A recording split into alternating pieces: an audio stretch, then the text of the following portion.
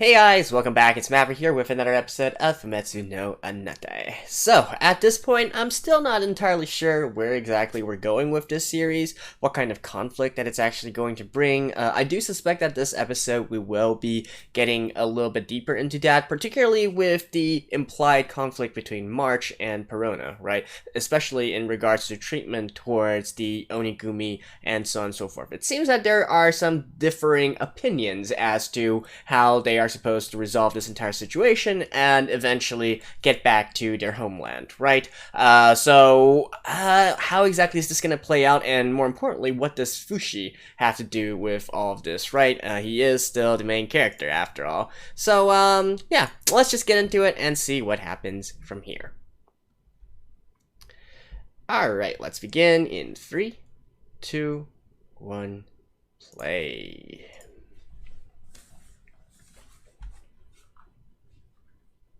I'm using a different kind of setup now, so I'm watching on my second monitor instead.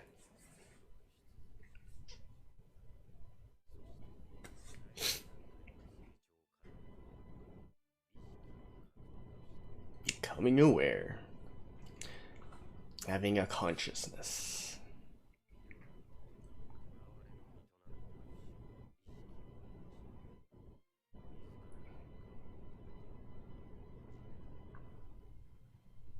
What's he motivated by at this point, though? Like, sure, you receive stimulation, but, how far along are you?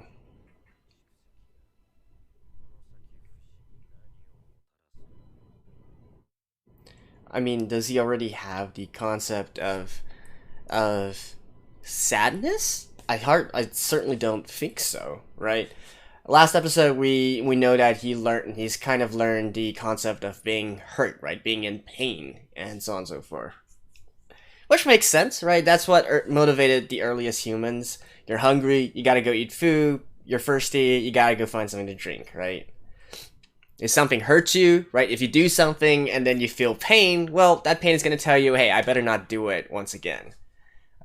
And at this situation where he doesn't understand any morals, any any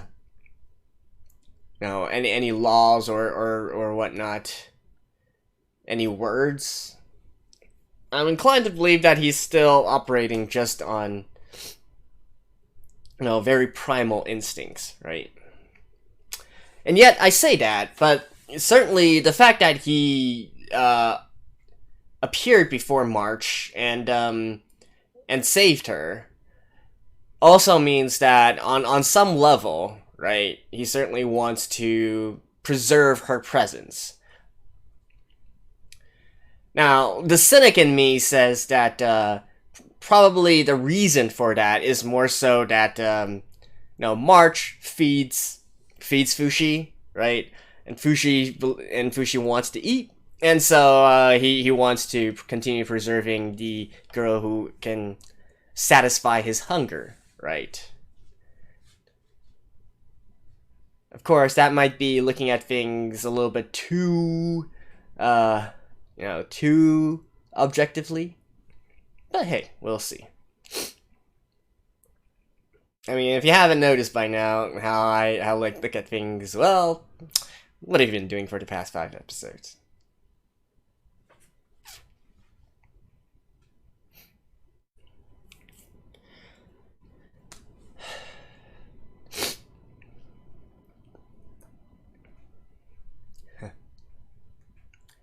And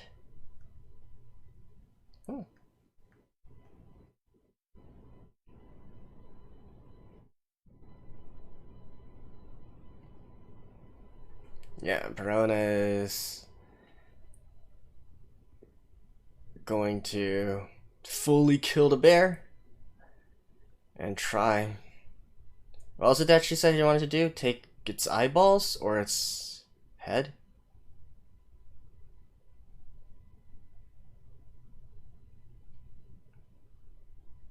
No.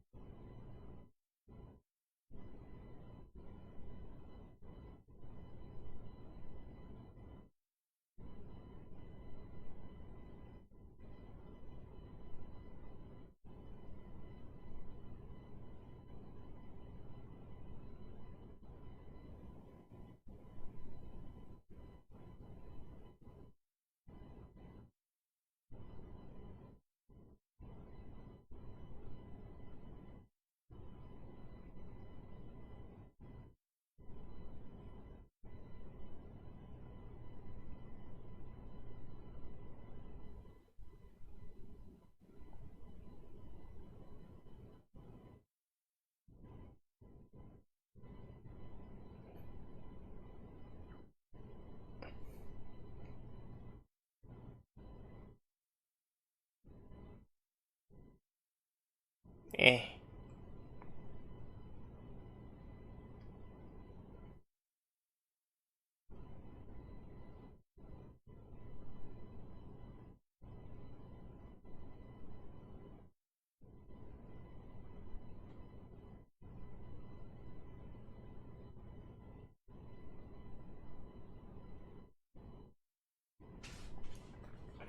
Eh.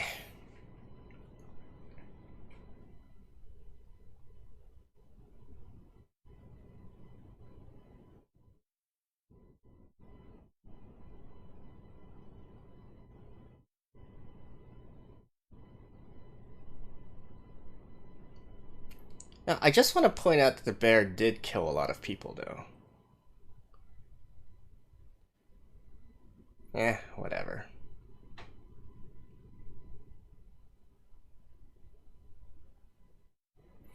Like, I know it's, like, right, whatever. I mean, obviously, March is the main character here, so... Well, I guess not technically the main character, but...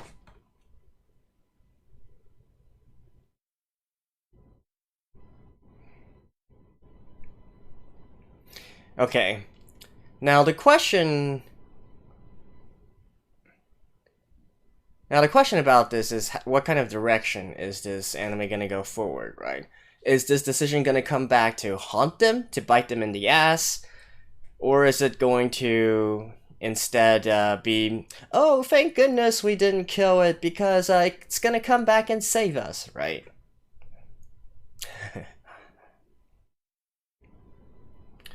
Personally, I do think that with the way things are going, it's more probably going to be the latter.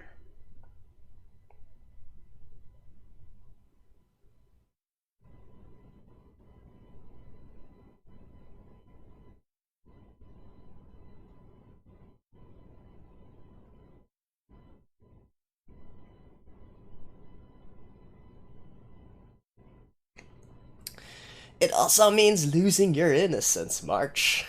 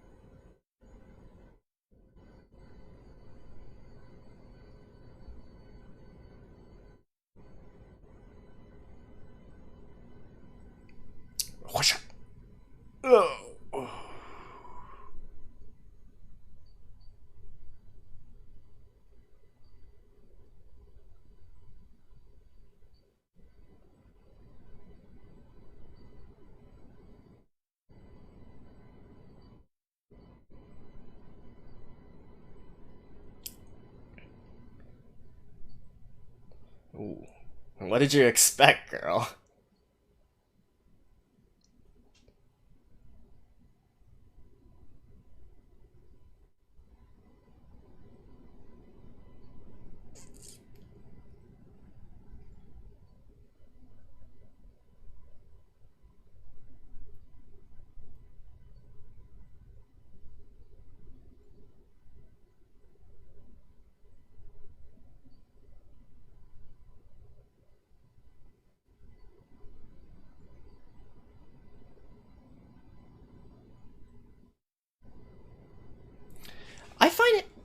I find it really hard to believe that they're going to kill Marsh off, so I'm reserving judgment for right now.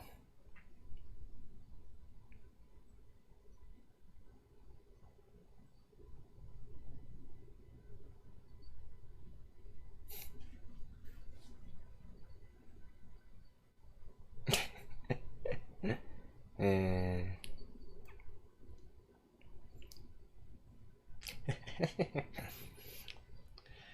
Man, she has the patience of a saint.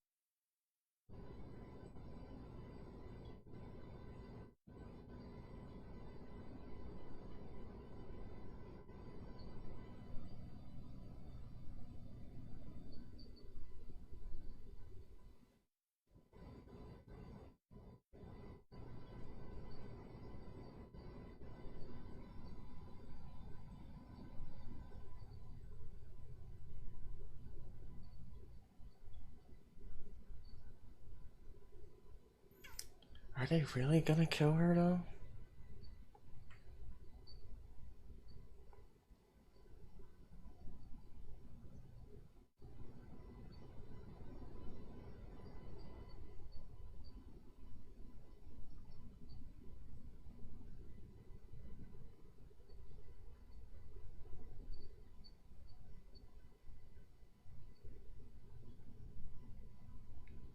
No, she needs immediate medical attention, girl.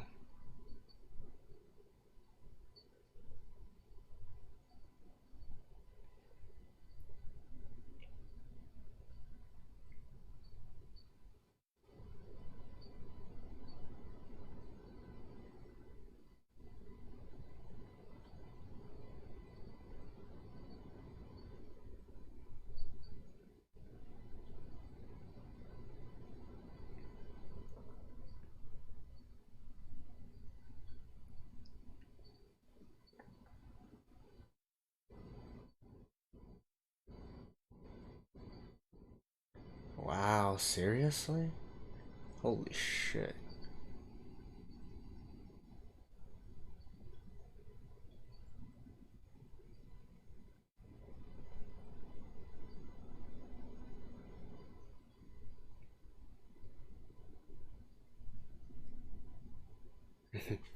The callback to when they were playing house.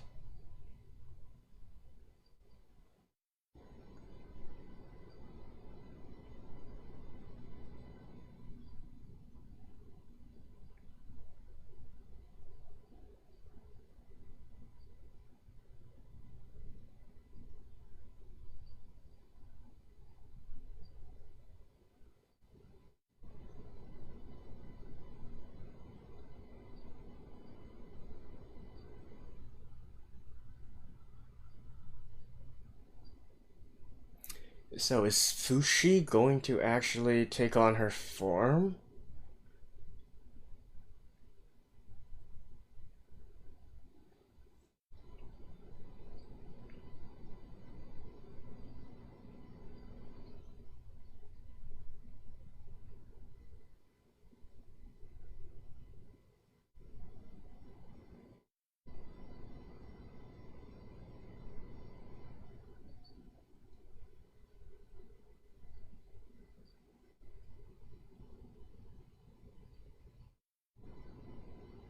Hmm.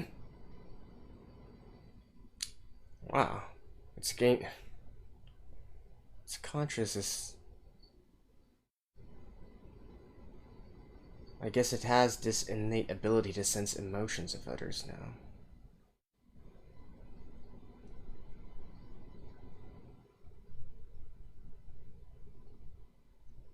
Right, Verona. Well, what were you expecting, girl? Like, seriously? You already saw firsthand the capabilities of him.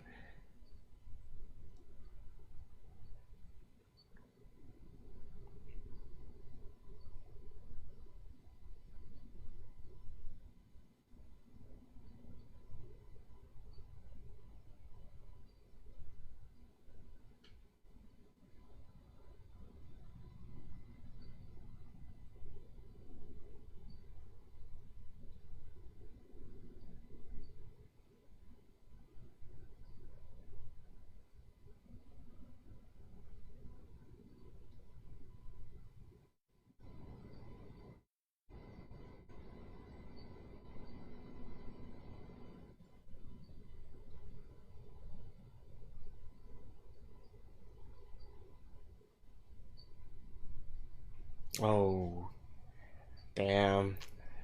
Letting her grow up as well, holy shit.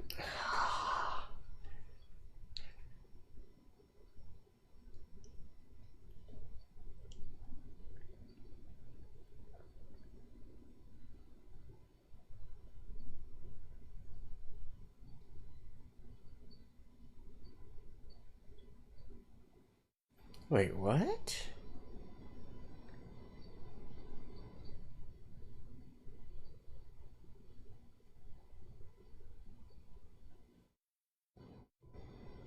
Is this like the afterlife or something?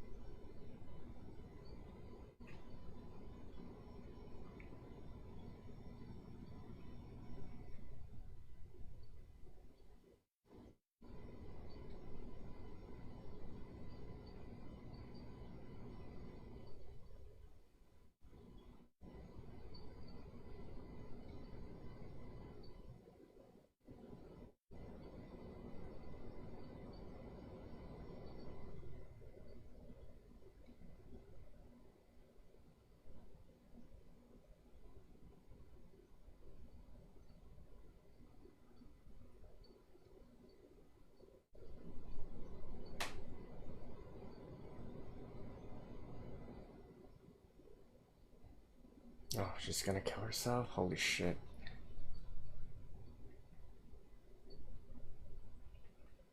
I think she's gonna be stopped though. Oh, wait, no. Actually, thinking about it, this is the way to completely end this arc, eh?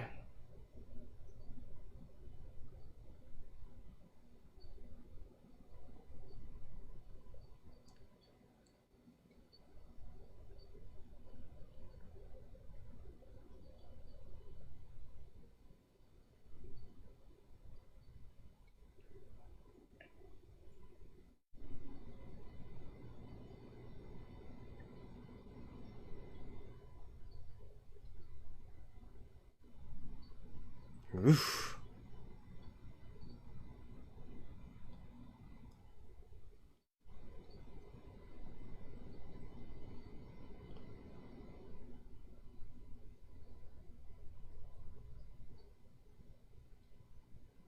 I don't.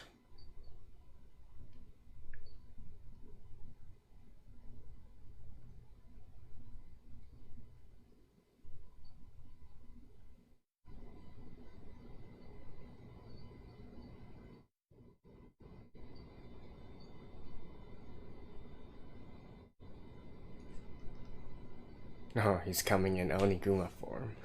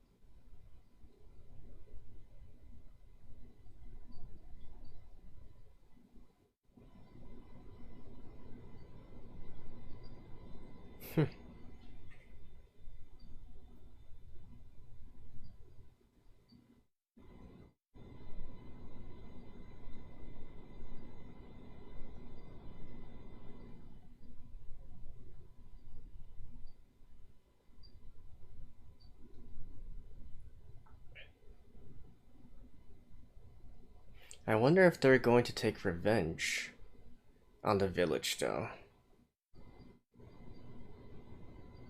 Yeah, he understands now. Jeez. So continuing his adventure. Ah, and I thought he was actually going to also take on the form of March as well. I'll be honest, I completely did not expect that they would just kill off March like that. But still allow Perona to live.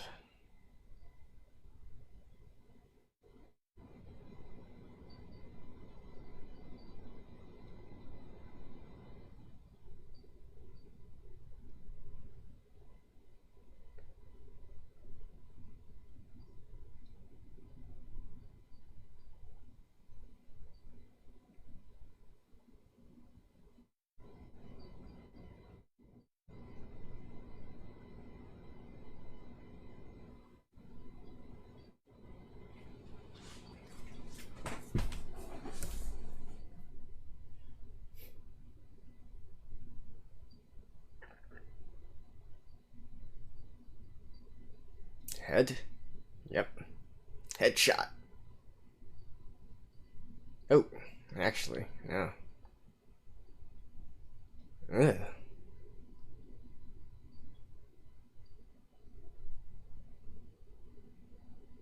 Oh yeah. She was going for the head. Again, I feel like they're just going to completely wipe out the village for daring to resist against them. Yeah, hey! It did take on her form, okay.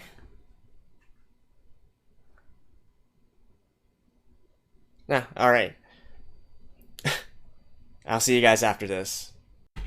Well, guys, this kind of development actually piqued my interest into this series. Like, actually piqued my interest. You know, it might sound a little bit heartless and all that, but I was seriously not expecting March to be killed off here, right? Especially since, I mean, you guys saw how I was talking throughout the past few episodes, and indeed even within the episodes. I didn't really react too much whilst, March got shot because, you know, to me, this is definitely a series where it has some supernatural tendencies in it. I didn't want to really jump the gun and whatnot, and it didn't really seem to me like that kind of series, but now that this has happened, and I know that the characters are expendable, you know, I actually think this makes the series a lot more interesting, right? As morbid as that might sound. And yes, we got this entire situation with March and all that, but I mean, come on. Especially like the last few scenes where, you know, Perona was taking her body back to the village and whatnot. Her parents were there and they were all crying.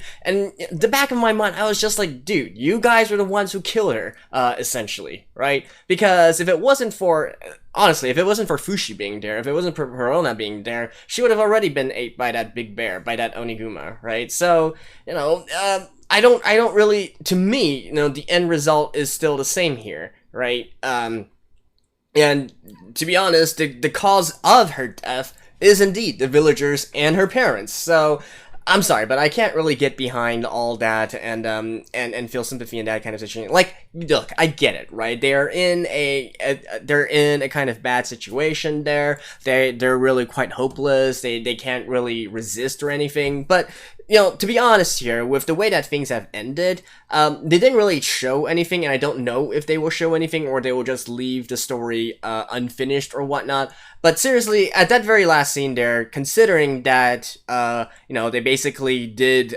shelter Perona, shelter Fushi, and then also, you know, later on with Perona firing that arrow and injuring Perona, right? I mean, I don't know. For me, this kind of situation definitely seems like the logical development would be that Hayase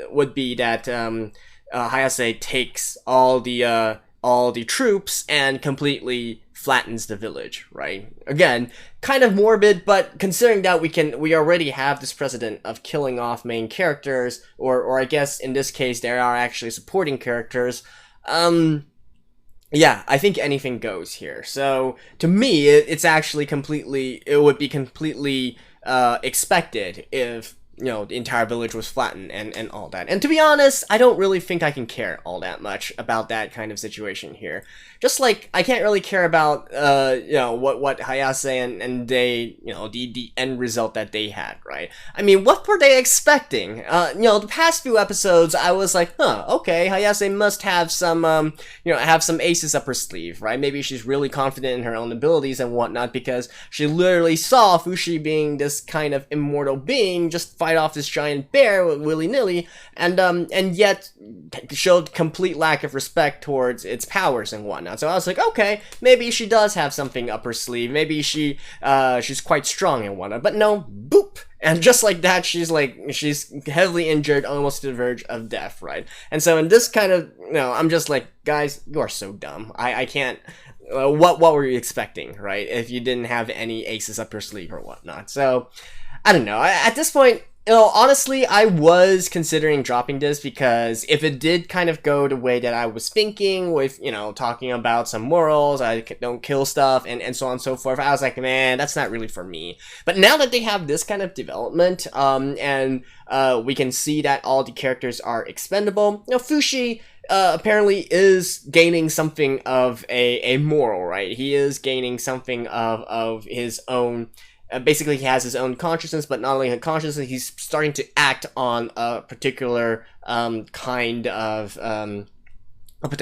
emotion, right? At the very least, he's learning to protect others. He's learning to care for others in a sense, right? And I think not just quite in the way that I was describing at the beginning of this episode. So with that in mind, we are clearly still following his journey and how the various people he meets shape him. With that being said, though, I don't know. At the end of the first arc here, with the I forgot what that guy's name was, the one in the wood cabin, right? What exactly was the thing that Fushi got from that?